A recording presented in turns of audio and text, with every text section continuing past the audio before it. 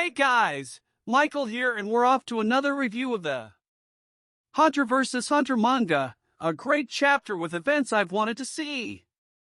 Since the Phantom Troupe, the Spiders, appeared in Hunter x Hunter in the York Shin arc, their homeland is Meteor City, a mysterious place as dark as the continent itself, and then how we delve deeper with FLASHBACK. Right on the first page we had a long narrative going back to Big and Duffno, who had made his spy camera cat return, and we waited to see what was going to happen. Big and Duffno discovers everything about the room where the teleporters from room 3101 go to see Morina's henchmen on the spot, strangely coming from different directions. Which means that if we're talking about location, it's 3 different places to help make it harder to be found.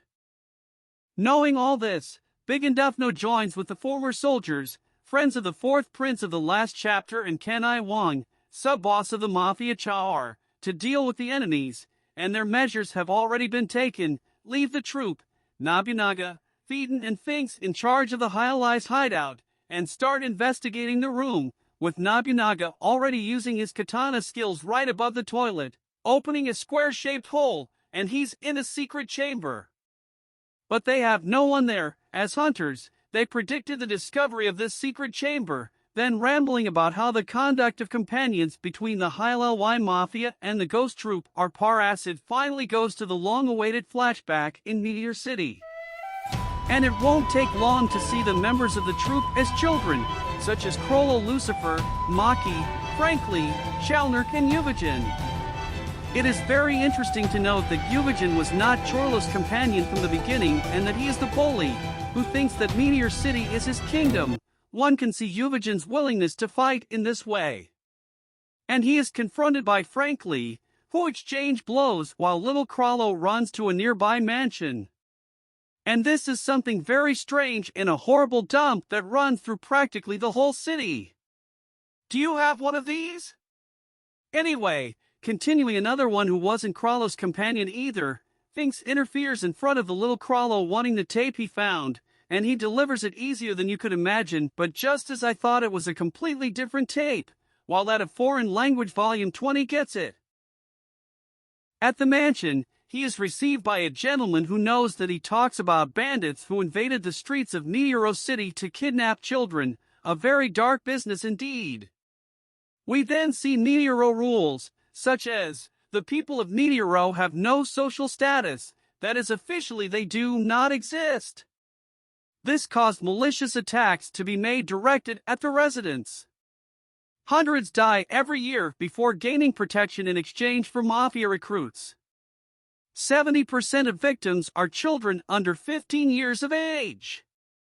The law of distribution was established. Things like only life can pay for life or will accept anything they leave in the city, but don't take anything from us, while the spiders crawled the city of the scared to become the city of the feared.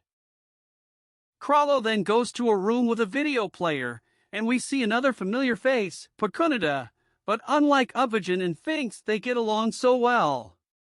Next we see how even born in a place like Meteor City, a genius like Krollo can flourish very well. With less Krollo he has learned more of a language, and he knows how to use the video cassette of the mansion there very well, and he knows what dubbing and how to do it, including the gentleman himself who is a kind of butler of the house. Also recognizes its great potential for the future and wonders if he could deal with the pests of the city. Ask me something he refers to here? Would it just be the kidnappers that appear at the end of the chapter? Most likely. Something very cool caught my attention. Pakunada and Krollo seem to be very friendly.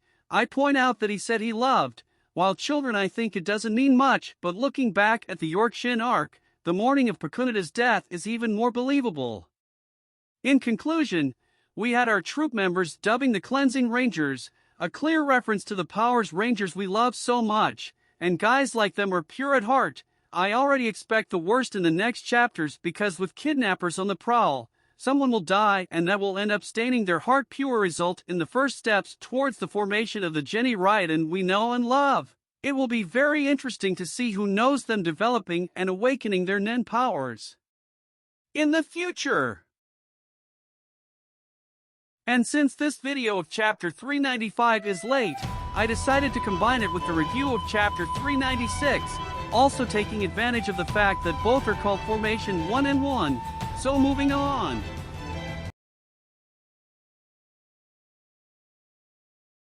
Now in chapter 396 we see that Krallo joins the orphans in Meteor City. And those butlers at the mansion, or is it a castle? With a bit of horizontal vision, now I have a better idea of its size, on page 1. Next, Krallo is approached by an angry Yuvo, as Krallo has used his ribbon that he stole earlier for use. Moving on, we see that the children there are kind, especially this little girl. Despite not being able to encourage them, they were very attached to her. We then go to a kind of auditorium in the castle, where the Cleaning Rangers tape will be broadcast, and they all love what they see. I have to say I found myself in that scene a lot. It gave me a certain nostalgia, as if I were going back to the time I watched it for the first time, the Power Rangers, but then something goes wrong, the video input stops working. Although it's almost unbelievable they have a movie screen in a dump like Meteor City, such an error is to be expected, but it's so much negativity, as the little Krallo quickly takes over and leads the live dubbing of the Laneza Rangers. And guys, this is a very interesting idea. A live performance with the voice actors of the Laneza would be fantastic to watch. Soon everyone realizes that Krallo is also a great voice actor that he starts to interpret, and he himself voices 3 different characters including the villain, and everyone is speechless, Yuvajin included. By the way, we see a quick frame of Gon on page 9. This is perfect for that even in Hunter x Hunter, the characters watch Hunter x Hunter mean.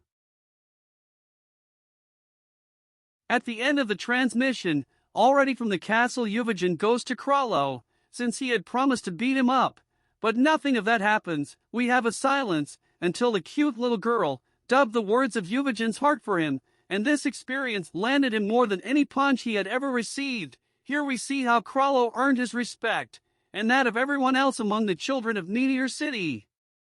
So we see how the troupe's ambition was probably born, as Yuvajin wants to perform around the world and become the greatest villain of them all. And maybe it's just a silly childhood dream that intensifies with the death of the cute little girl who on the final page of 396, we know her name is Sarasa-chan.